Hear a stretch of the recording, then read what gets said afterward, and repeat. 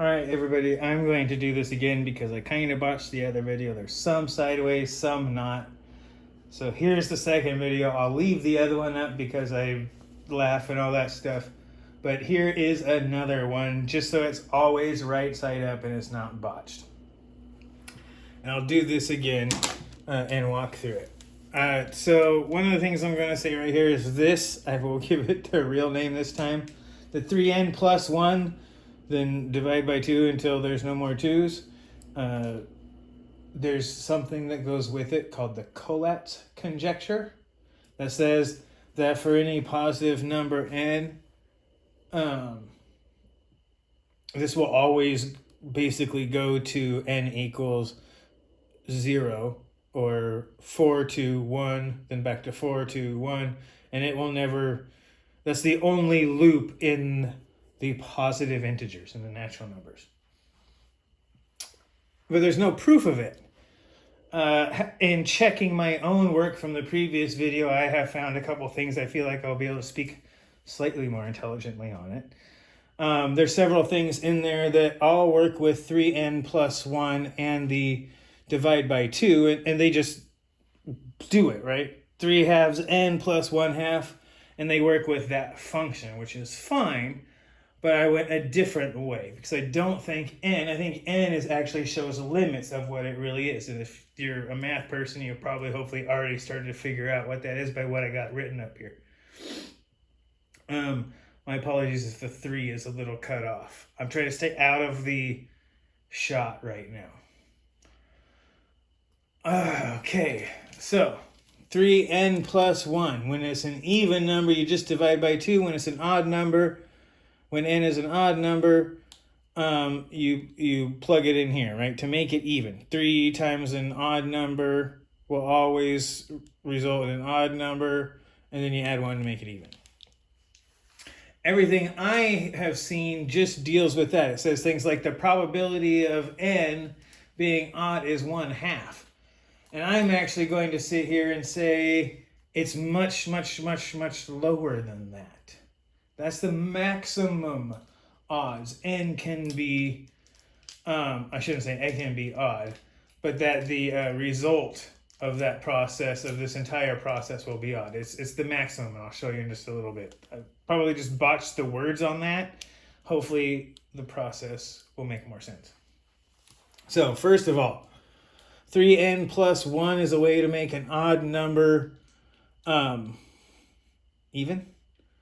And this entire thing, and then like this, then divide by 2 or subtract, right, all of the powers of 2 from whatever the factorial is of 3n plus 1 or whatever the result is. Lots of ways to say that. This is a process. So first thing I want to address is the asymmetries when you go to negatives. This is a process in positive integers. If you want to add the negatives, if you want to add the inverse, you have to spread that negative n right there for this term needs to spread across all the terms, right? So 3 times a negative number minus 1, plus a 1 times a negative 1 equals a negative y, right? Because this will be negative, and then you want the y to not be down below and keep going negative. You want the y to stay positive, so it does everything right. Everything keeps going the right direction. What was right is going left. What was down is going up. So now, you've got it properly reflected to avoid asymmetries. Doesn't mean they're not there mathematically, but I think I'll show in a minute why that doesn't matter. Because 0, it's only when you flip the signs, it requires the signs to be the same in order for the function to properly not bounce anywhere but that floor level of where n equals 0. When there's no odds left, right? In some ways, this is 3 times an odd number plus 1. Well, an odd number is also 2x plus 1. A positive odd number is 2x plus 1, much like the 3n plus 1. To start getting negative numbers starting with 0, you do 2x plus or minus 1 and you go left, right? When x becomes a negative number, when you extend it past the naturals, you use 2x minus 1 to generate the odds in the proper sequence. Left. For directionality, right? 2x plus or minus 1 is a way to, either one will generate an odd, right? It's just a direction, it's a directionality thing, if that makes any sense. But if you realize that this only applies when it's odd, it will only ever apply when it's odd. You only need to know what the behavior of this function is on this function, this 2x, this original x that you use to generate the odd number. In doing that, you get this 6x plus 4. Now, in researching this to find out if that was true or not, I found out this 6k plus or minus I. It's really nice for finding primes because you only got to check those, right? It's great for efficiency in primes. But it also has this corollary of 0, 2, and 4, or I think 2 and 4 are always going to be even. Not only going to be even, but they will eventually cycle through lots of different even numbers, right? It doesn't take a different large value change in x to make this different, right? You've got 3 2s and a 3 in there. So anyway, just do that. So looking at this again, so you get this 6x plus 4. This is the 3n plus 1 times an odd number. And this is the number you use to generate that odd number, right? I'm trying to maintain variable consistency throughout this, as rigorous as I know how to be. Over some power of 2, you remove, right? You divide the 2. You remove all the powers of 2, right? If this is you take this result, take the prime factors, remove all the powers 2 until, and if you get odd, if you don't. If I do this for the first power of 2, right? There's easily the first power of 2, right? Get 3x plus 2. I mean, really, this is over 2. Oops. That was way, way bigger than I expected it to be. If I were to be sure, this is 2a minus 1, and this is 2a, right?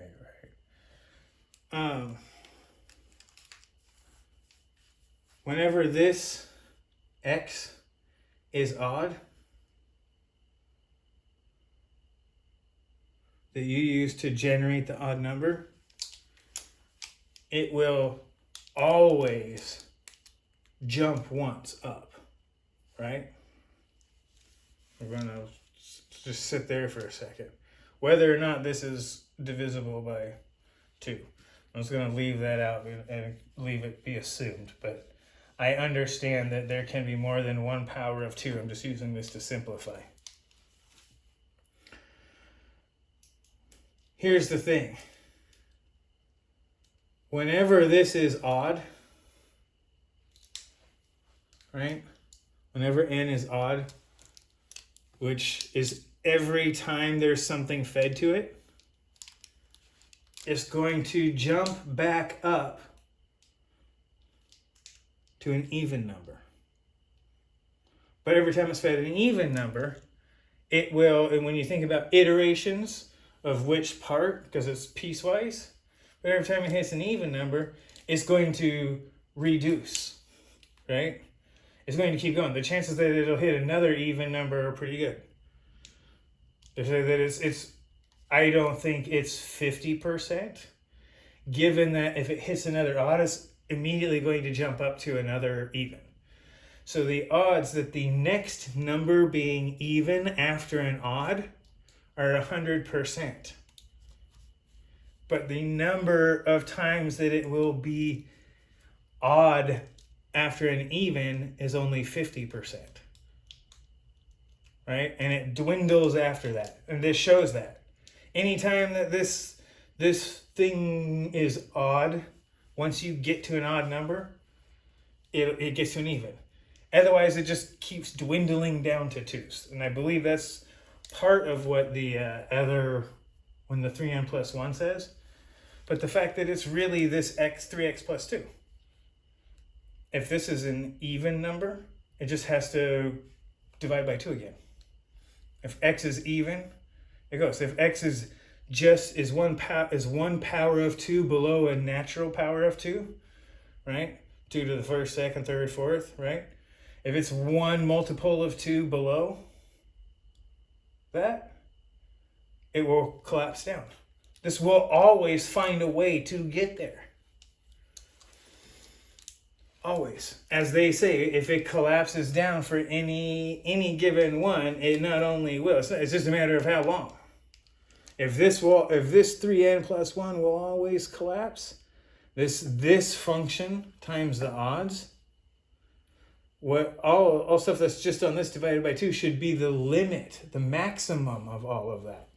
So it should all actually, as that goes to infinity, it would be, but it should always be actually less than those.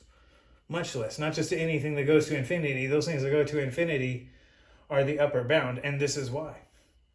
If this is odd, this will be thing. In fact, let's just see if I can even show this again. Once you get to this, if this is odd, if x is odd, if the original x you have to generate whatever the previous term was, and I'll state that, whatever the original or previous term was, right? Then in the next iteration, if the x you used to generate the term was odd, you will immediately have to determine this 3x plus 2 as a 2x plus 1 problem, right? These two being equal. Subtract 1 and use that new x to feed into 3x plus 2. This is really all you have to do to find out if it's going to bounce or not and when it goes down. These are literally the two functions you need. Because whatever this output is, if it's odd, immediately becomes this x, which feeds back into 3x plus 2.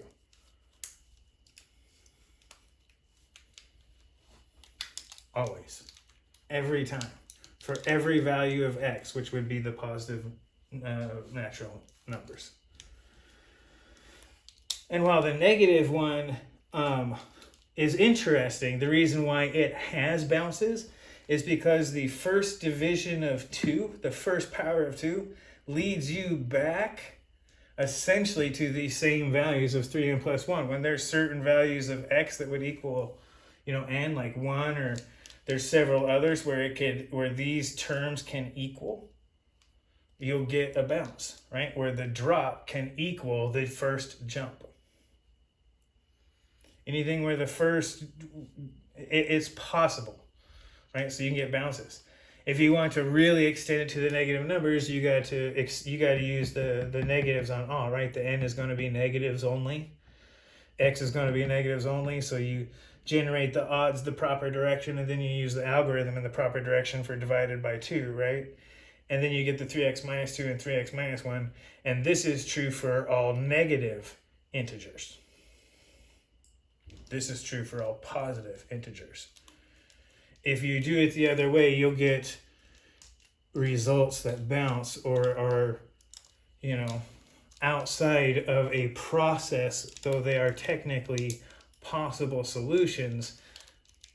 They should still follow this, right? If you go the wrong direction, it'll still follow this, and it should still predict where those are, because this is why. So yeah, right? Like it always will, because once it gets to a power of 2, it'll collapse every single time. Once 3x plus 2, right, becomes even, or more importantly, once 3x plus 2 equals any even power of 2, any integer power of 2, it collapses. So this thing just needs to generate and take this odd number, generate this even number from it, right? It can go, but there's no way this can always loop. There's always going to be, because it's actually then taking this, right? You feed it back into here, it's different.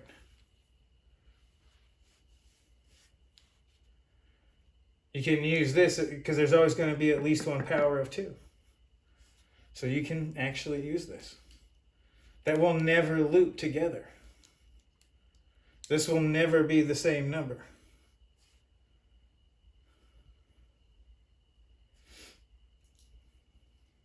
Sorry if that's not making sense, but I'm sure there's people who are saying it doesn't, it's not the same as dividing it by 2. It's not the same as dividing that by 2. It generates new numbers, right?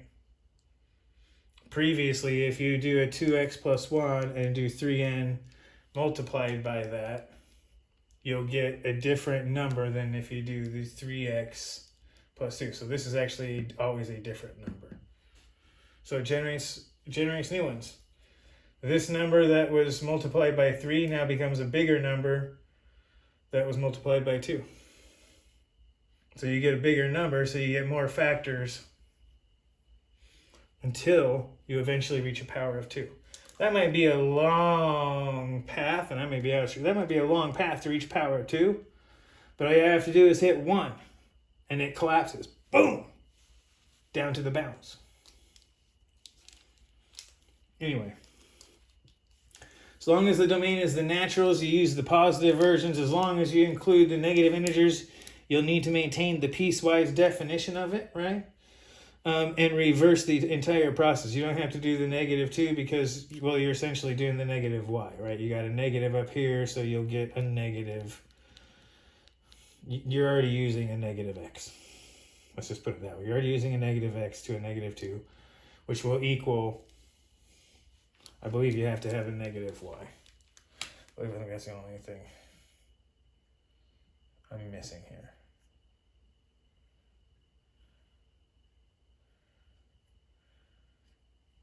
Right? So 3 times the negative 1, negative 4 minus 2, or where's this one? 2 times the negative 1 is negative 3 minus 1 is 2. That's not right. I didn't do that right. Minus 1 is 2 times 1 is 2. Or negative 1 is negative 2 minus a positive 1, or adding a negative 1 is negative 3. So yes, that does generate the odds. And 0 will equal a negative 1. Okay, sorry. Yeah, I just had to make sure that 0 will equal a negative 1. So it needs to be a negative y in order to properly reflect. And so I missed that on the original to notate. I got excited, I think. All right? So equals the negative results on that. As long as you respect the negative across, you should properly reflect across the y-axis, and asymmetries will disappear.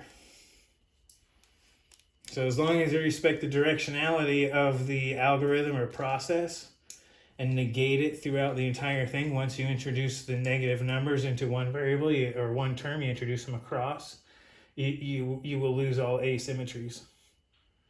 And then that will always be true for all values of x that are integers. This will be negative integers, this will be positive integers. You have to do that process. And same thing here, you'd have to use the 2x minus 1.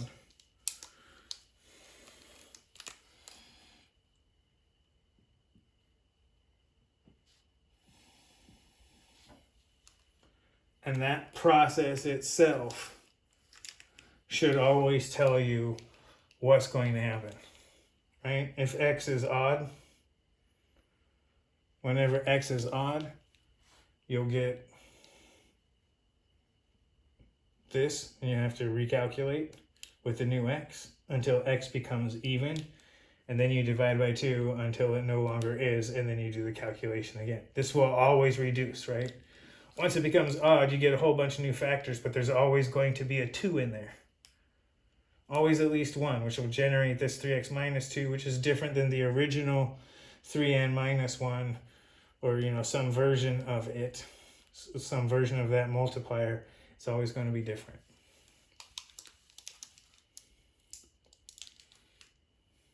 And that should solve it. That should be all the checkboxes, right? Here's why it's over the odds only. When it's an even, you just apply the minus 2 until you get to an odd, and then you repeat this process. And all this does is reduce the process by turning odds into evens and reducing evens and as many steps as it takes until you find another odd. So you get one odd for any multiple it evens, the maximum being 1/2 probability. Everything else being a minimum. And as soon as you start, I don't know how to do the probability on how to find the logs and stuff like that. I bet there's people out there who know a lot more than I do who can figure that stuff out. But once you hit a power of 2, it's over. So the probability of that versus all the other ones, that once you generate an odd, that it will generate, right? That, I believe the probabilistic argument will show that that will always drop to no odds, which would be the 0n, right? 1 would be like if you do x equals 0, that's a whole different thing. To get 0 out of this, you have to accept that n means there's no more odds. If you I don't know how, like when the odd number generator equals 0, right? This equals 1. So always go to the ground state of finding a power of 2. This is designed to find a power of 2, and if not, take that odd factor, multiply it to an even number until you get to a power of 2. And if that's true, then this is true under those conditions. Anyway, that's me not messing it up. It's much shorter. I hope that even makes any sense. For those who I was off screen to do this, I'll get you a better shot here. Right, there's the bottom one that shows the 3n minus 1 with the 2x minus 1 and y, the negative y. And the process you have to do to properly reflect it, that then everything is true under. If everything I know about the Collatz conjecture is true, then so is this, right? Like it checks all the boxes. Isn't that when you, like, isn't that how you know? I mean, I'm just got enough hubris to think I might have done it. But at the same time, I mean, I'll put it this way, like once you've checked all the boxes, doesn't that mean you solved the problem? Like, I don't know. I'm just, what don't I know? What am I wrong about? And I mean that as genuinely and authentically as I can be. Can someone please tell me where I'm wrong? Because as far as I can tell, this answers all of it. So I genuinely want to know. I'm genuinely thinking that I got this. I haven't seen anything that uses this approach. I've never seen anything that uses a substitution. If there is, and it's been proven wrong, or just isn't accepted as a proof, it's too old for me to find online. And I found this on Veritasium, and I got to tell you, the irony of that being a V with a diamond below it is not lost.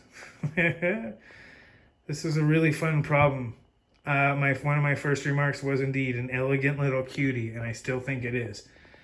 But I hope that makes sense. It's sideways in the right way, and I'm not in the way. So again, I saw this on Veritasium. Thank you for posting this. I couldn't let this go for like a week while I was recuperating from a little injury. And I honestly think I got it. I mean, that explains all this stuff. If I got it wrong, will someone please tell me what it is so I know more about the problem than I do? And I really mean that from the bottom of my heart, and I'll appreciate any constructive and genuine criticism of this work, I guess you call it.